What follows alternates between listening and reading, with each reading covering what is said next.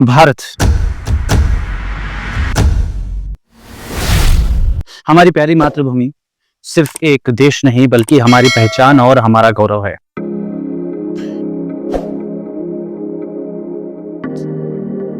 यह वह पवित्र भूमि है जहां हमने जन्म लिया, जहां के कण कण में हमारे पूर्वजों की कहानियां और बलिदान समाये हुए हैं।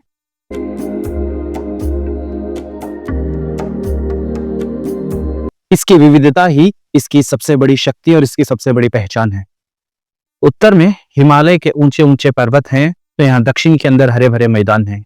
पश्चिम में रेगिस्तान है, या पूरब में घने जंगल। हर जगह अनोखी सुंदरता और संस्कृति भारत देश के अंदर हमें देखने मिलती है। भारत ने दुनिया को शांति और अहिंसा का वसुदैव कुटुंबकम का संदेश दिया है। यह भूमि गांधी, बुद्ध, राम और अनेक अनगिनत संतों और वीरों की जन्मभूमि रही है, जिन्होंने मानवता के लिए अपना जीवन समर्पित किया है। तो चलिए आज इसी का एक पद्य भाग हमारे एसएसएलसी 10वीं कक्षा के अंदर पहला पद्य भाग है मातृभूमि, जिसको आज हम अध्ययन करेंगे और इसका अर्थ कन्नड़ के अंदर भी साथ साथ में समझेंगे। मಕ್ಕಳೇ बन्नी 10ನೇ ತರಗತಿಯ ಮೊದಲನೇ ಪಾಠ ಪದ್ಯ ಪಾಠವನ್ನ ಪ್ರಾರಂಭಿಸೋಣ, जिसका नाम है मातृभूमि। यस, मातृभूमि। और इस कविता के कवि हैं श्री भगवती चरण वर्मा जी। तो सबसे पहले हम देखेंगे कवि परिचय। इस कविता के कवि कौन है, इनके बारे में संक्षिप्त परिचय हम प्राप्त करेंगे। ಸಂಕ್ಷಿಪ್ತವಾಗಿರುವಂತಹ कवि ಪರಿಚಯವನ್ನ ಬನ್ನಿ ಮೊಟ್ಟ ಮೊದಲನೇದಾಗಿ ಅದನ್ನ ನೋಡಿಕೊಳ್ಳೋಣ। कवि का नाम है भगवती चरण वर्मा जी। और ये जो चित्र आपको दिख रहा है ये है भगवती चरण वर्मा जी। ಚಿತ್ರದಲ್ಲಿ ಕಾಣ್ತಿರೋರು भगवती चरण वर्मा ಅವರು। इनका जन्म अगर हम देखेंगे तो जन्म यावागाಯಿತು ಅಂದ್ರೆ 30 अगस्त 1903 को भगवती चरण वर्मा जी का जन्म हुआ। जन्म स्थान है उन्नाव जिला, उत्तर प्रदेश राज्य के शफीपुर नामक एक छोटे से गांव के अंदर। ಇವರ जन्म स्थान ಯಾವುದು ಅಂದ್ರೆ उत्तर प्रदेश राज्यದ उन्नाव जिले ಎನ್ನುವಂತ ಜಿಲ್ಲೆಯಲ್ಲಿ ಶಫೀಪುರ್ ಎಂಬ ಊರಲ್ಲಿ ಇವರು ಜನ್ಮವನ್ನ ತಾಳ್ತಾರೆ। इनकी शिक्षा के बारे में अगर हम जानना चाहेंगे तो इन्होंने इलाहाबाद विश्वविद्यालय से बीए तथा एलएलबी की उपाधि इन्होंने अथवा डिग्री इन्होंने प्राप्त की है। ಇವರ ಶಿಕ್ಷಣದ ಬಗ್ಗೆ ನಾವು ನೋಡುವುದಾದ್ರೆ ಇಲಾಹಾಬಾದ್ ಯೂನಿವರ್ಸಿಟಿಯಿಂದ बीए एलएलबी डिग्रियನ್ನ ಅಂದ್ರೆ ಪದವಿಯನ್ನು ಇವರು ಪಡೆದುಕೊಂಡಿದ್ದಾರೆ।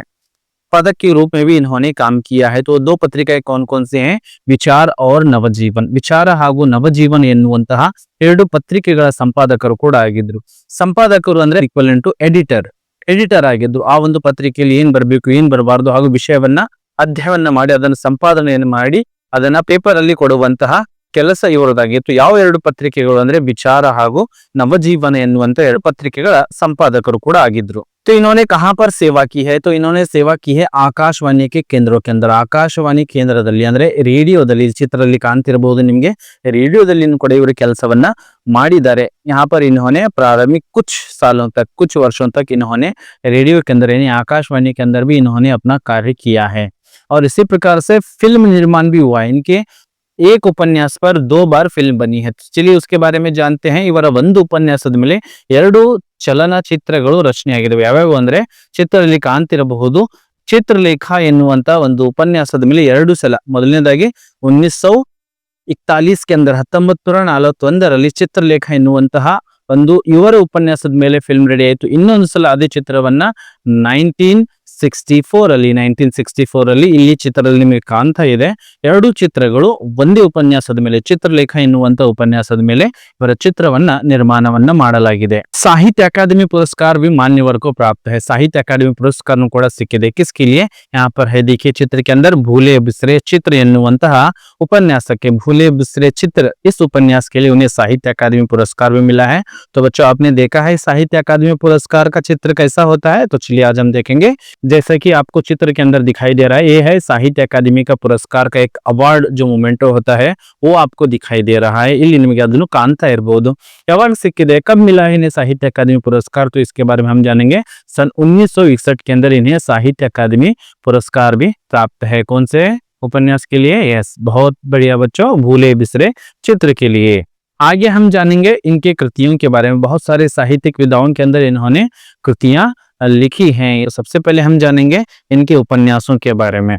बहुत सारे उपन्यास लिखे हैं, जिसके अंदर प्रसिद्ध उपन्यास हैं अपने खिलौने, यहाँ पर आपको चित्र के अंदर दिख रहा है। और एक उपन्यास है पतन, और एक उपन्यास है 3 वर्ष, और टेढ़े मेढ़े रास्ते, युवराज चुंडा नामक इन उपन्यासों की रचनाएं श्री भगवती चरण वर्मा जी ने किया है. ಇಷ್ಟು ಉಪನ್ಯಾಸಗಳನ್ನು ಅವರು ರಚನೆಯನ್ನು ಮಾಡಿದ್ದಾರೆ.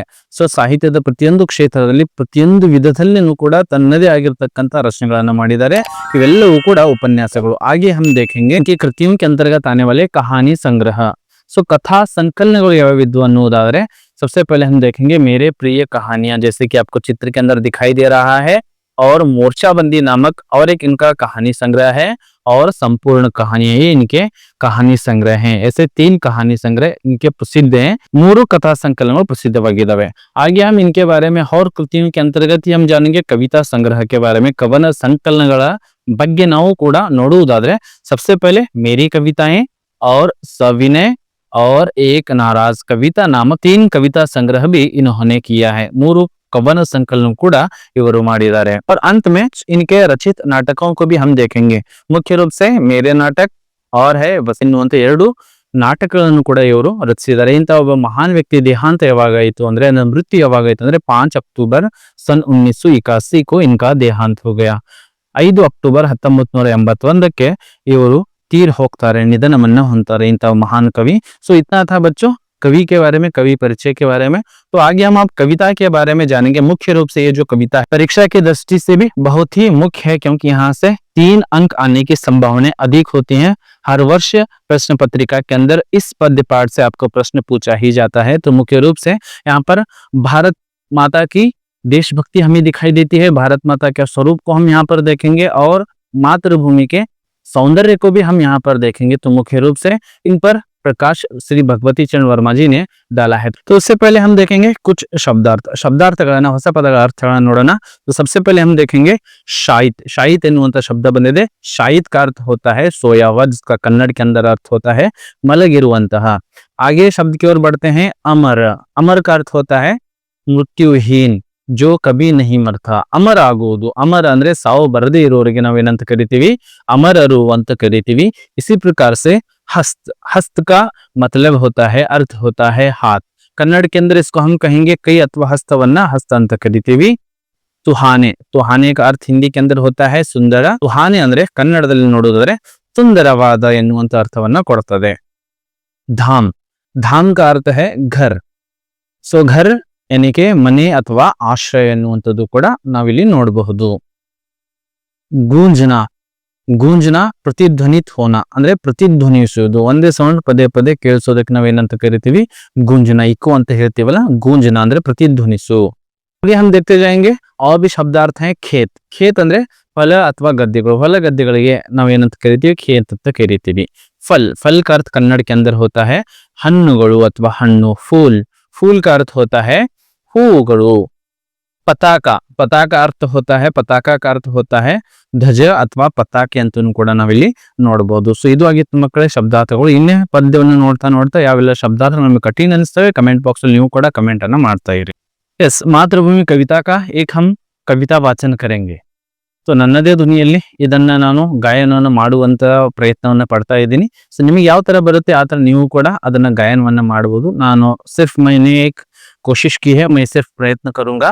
तो देखिए, मातृभू शत शत बार प्रणाम, मातृभू शत शत बार प्रणाम, अमरों की जननी तुमको शत शत बार प्रणाम, मातृभू शत शत बार प्रणाम, तेरे उर में शायित गांधी बुद्ध और राम, तेरे उर में शायित गांधी बुद्ध और राम, मातृभू शत शत बार प्रणाम, हरे भरे हैं खेत सुहाने फल फूलों से युत वन उपवन, हरे भरे हैं खेत सुहाने फल फूलों से युत वन उपवन, तेरे अंदर भरा हुआ है खनिजों का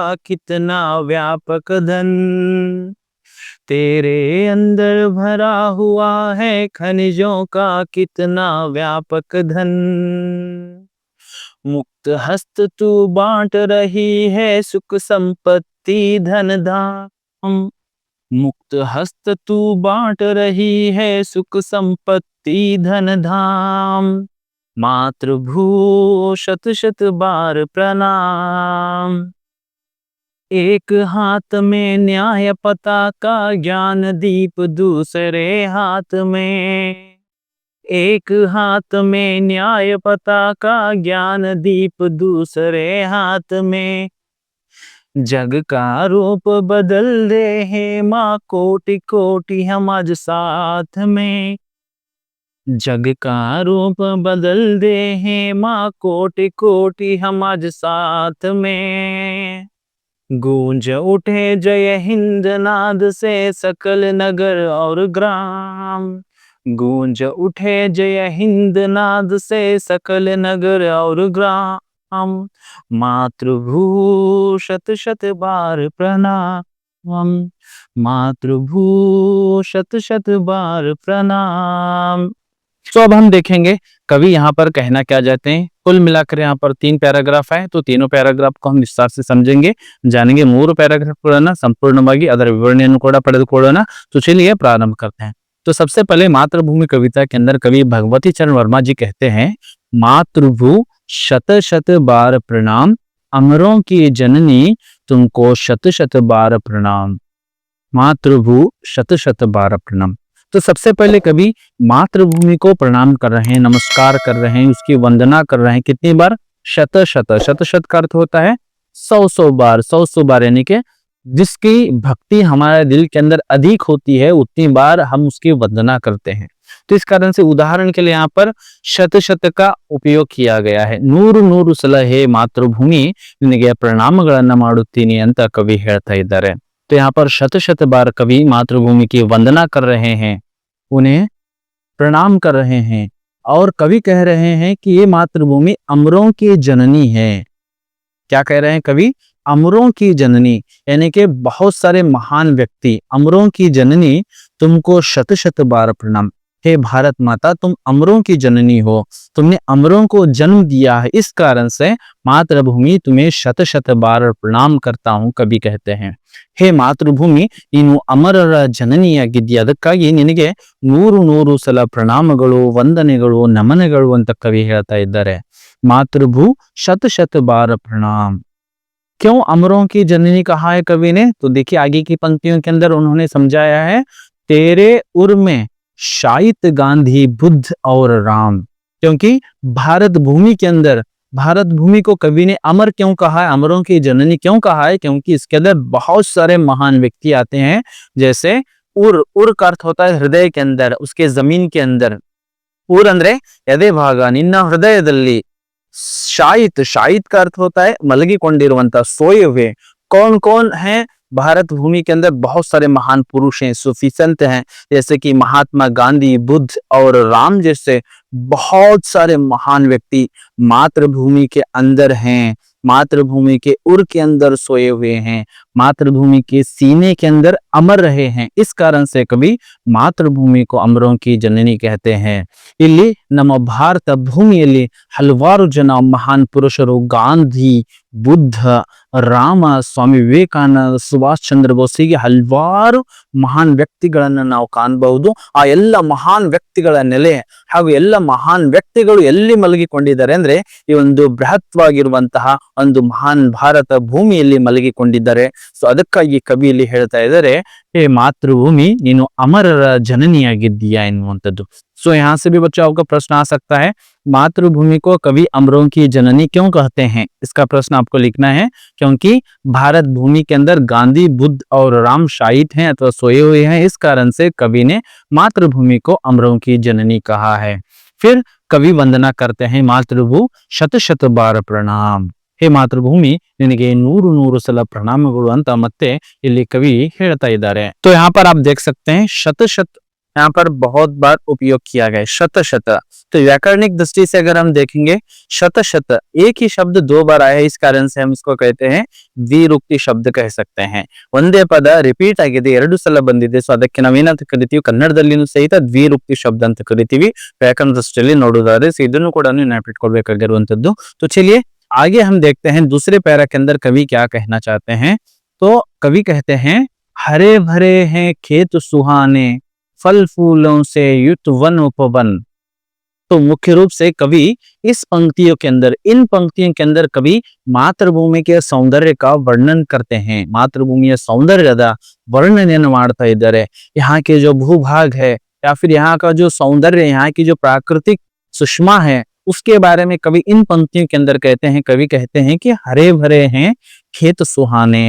यहाँ के जो खेत, भारत भूमि के अंदर जितने भी खेत हैं कैसे हैं, हरे भरे हैं। देखिए जब बारिश होती है तो कितनी रौनक आ जाती है खेतों के अंदर, बहारों के अंदर, पूरे खेत खलियान क्या हो जाते हैं, हरे दिखते हैं। इस कारण से यहाँ की हरियाली का वर्णन और यहाँ के खेतों की हरियाली का वर्णन कवि ने किया है।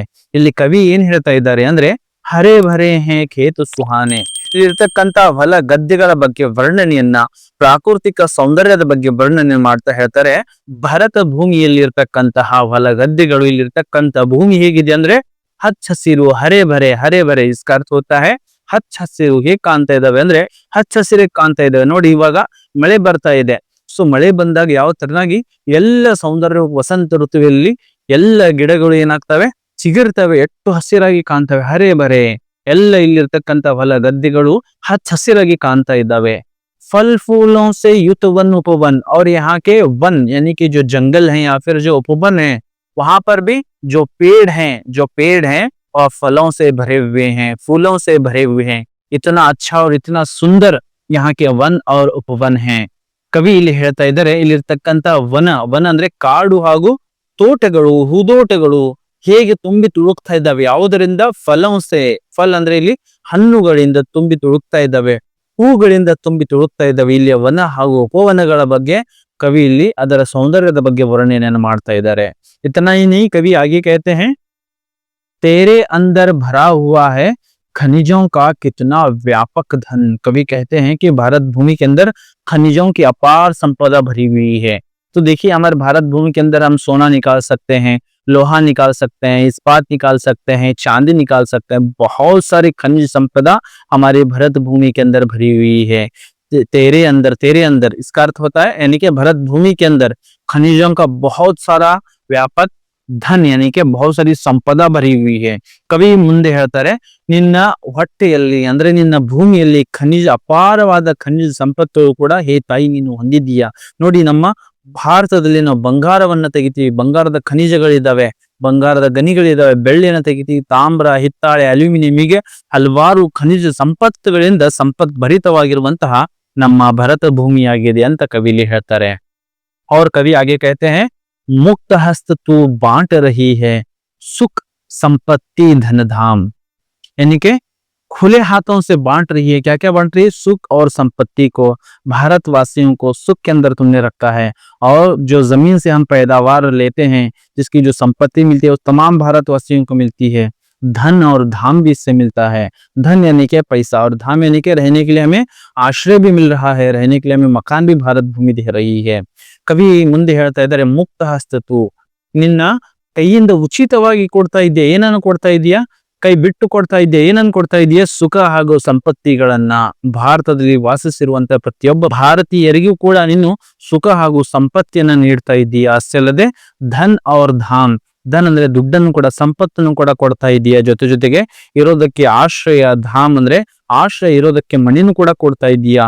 सो यहाँ पर भारत भूमि का सौंदर्य का वर्णन किया गया। इस कारण से कवि फिर से कहते हैं, मातृभू शत शत बार प्रणाम, ಅದಕ್ಕಾಗಿ ಹೇ ತಾಯಿ ನಿನಗೆ ಶತ ಶತ ಬಾರ ನಮನಗಳು, ಪ್ರಣಾಮಗಳು ಅಂತ ಹೇಳ್ತಾ ಇದ್ದಾರೆ।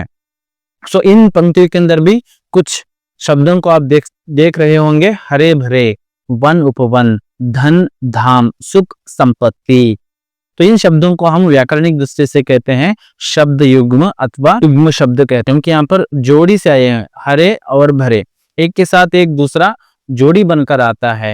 ಅದಕ್ಕಾಗಿ ನಾವು ಕನ್ನಡದಲ್ಲಿ ಏನಂತ ಕರಿತೀವಿ, जोड़ नुड़ी ಅಂತ ಕರಿತೀವಿ, ಅಕ್ಕ ಪಕ್ಕ, ಆ ಕಡೆ ಈ ಕಡೆ, ಮನೆ ಮಠ। इसी प्रकार से हिंदी के अंदर हम इनको कहते हैं युग्म। युग्म यानी कि युग्म का अर्थ होता है जोड़ी के साथ आना, एक साथ आना। तो यहाँ पर जो शब्द हैं हरे भरे और है धन धाम, सुख संपत्ति, वन उपवन, यह सब किसके लिए उदाहरण है, शब्द युग्म के लिए। तो युग्म शब्द के लिए उदाहरण है, तो इनको भी आपको ध्यान में रखना आवश्यक है।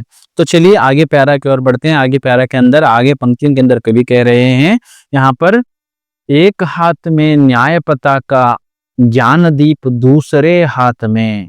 तो इन पंक्तियों के अंदर कवि मातृभूमि के स्वरूप का वर्णन करते हुए कहते हैं कि मातृभूमि की जो बनावट है, जो स्वरूप है, जो कि आपको चित्र के अंदर दिख रहा है, एक हाथ में भारत माता के, एक हाथ में क्या है, न्याय का पताका, पताका यानी कि झंडा है, ध्वज है, और दूसरे हाथ में ज्ञान का दीप है। दूसरे हाथ में क्या है, ज्ञान का दीप माँ के दूसरे हाथ के अंदर है, जिससे माँ हमारे अंधकार को हटाकर ज्ञान की रोशनी दे।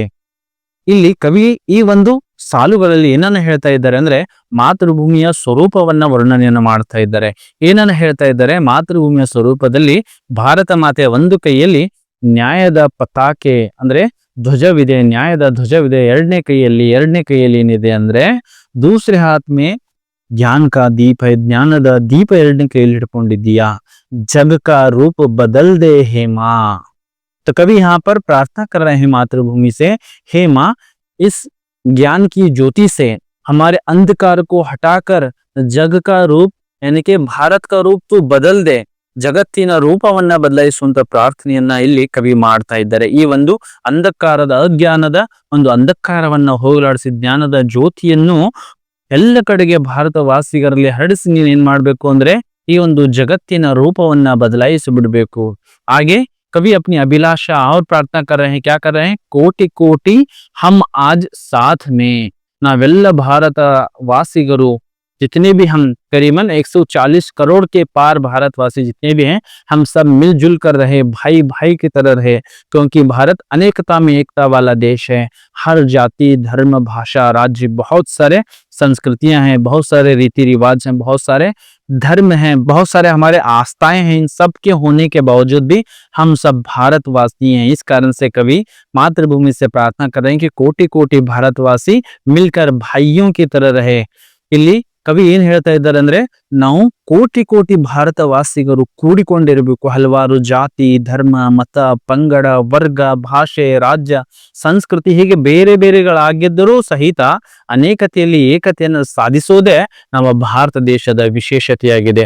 ಸೊ ಅದಕ್ಕಾಗಿ ಕವಿ ಇಲ್ಲಿ ಮಾತೃಭೂಮಿಯಲ್ಲಿ ಪ್ರಾರ್ಥನೆಯನ್ನ ಮಾಡ್ತಾ ಇದ್ದಾರೆ. ಏನಂತ ಮಾಡ್ತಾ ಇದ್ದಾರೆ, ನಾವೆಲ್ಲ ಕೋಟಿ ಕೋಟಿ ಜನರು ಕೂಡಿಕೊಂಡು ಬಾಳುವಂತರಾಗಬೇಕು. और अपनी अभिलाषा व्यक्त कर रहे हैं, गूंज उठे जय हिंद नाद से सकल नगर और ग्राम.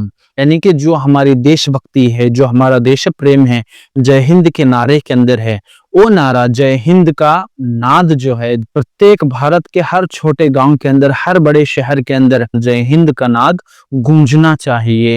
ಇಲ್ಲಿ ಮತ್ತೆ ಕವಿ ಏನು ತನ್ನ ಅಭಿಲಾಷೆಯನ್ನ ಏನು ವ್ಯಕ್ತಪಡಿಸ್ತಾ ಇದ್ದಾರೆ ಅಂದ್ರೆ ಭಾರತದ ಪ್ರತಿಯೊಂದು ನಗರ ಹಾಗೂ ಗ್ರಾಮಗಳಲ್ಲಿ ಯಾವ ಧ್ವನಿ ಪ್ರತಿಧ್ವನಿಸಬೇಕು, ಜಯ ಹಿಂದದ ನಾದ, ಜಯ ಹಿಂದದ ಉದ್ಘೋಷ ಎಲ್ಲ ಕಡೆಗೂ ಕೂಡ ಮೊಳಗಬೇಕು ಅಂತ ಕವಿ ತನ್ನ ಅಭಿಲಾಷೆಯನ್ನ ವ್ಯಕ್ತಪಡಿಸ್ತಾ ಇದ್ದಾರೆ, ಮಾತೃಭೂಮಿಯಲ್ಲಿ ಬೇಡ್ಕೊಳ್ತಾ ಇದ್ದಾರೆ. ಈ ಜಯ ಹಿಂದದ ಉದ್ಘೋಷ ಎಲ್ಲ ಕಡೆಗೂ ಕೂಡ ಮೊಳಗಲಿ, ಪ್ರತಿಯೊಂದು ಗ್ರಾಮ ಹಾಗೂ ಪಟ್ಟಣದಲ್ಲಿ ಮೊಳಗಲಿ. ಗೂಂಜನ, ಗೂಂಜನ ಅಂದ್ರೆ ಇಲ್ಲಿ ಪ್ರತಿಧ್ವನಿಸುವುದು. इस कारण से अंत में फिर से कवि कहते हैं, मातृभू शत शत बार प्रणाम. हे मातृभूमि, निनगे 100 सಲ प्रणामಗಳು. शत शत यानी कि 100 बार हम मातृभूमि को प्रणाम कर रहे हैं. कवि कह रहे हैं कि मातृभूमि 100 बार तुझे प्रणाम है, यानी कि अनंत अनंत तुम्हें वंदना है, प्रणाम है.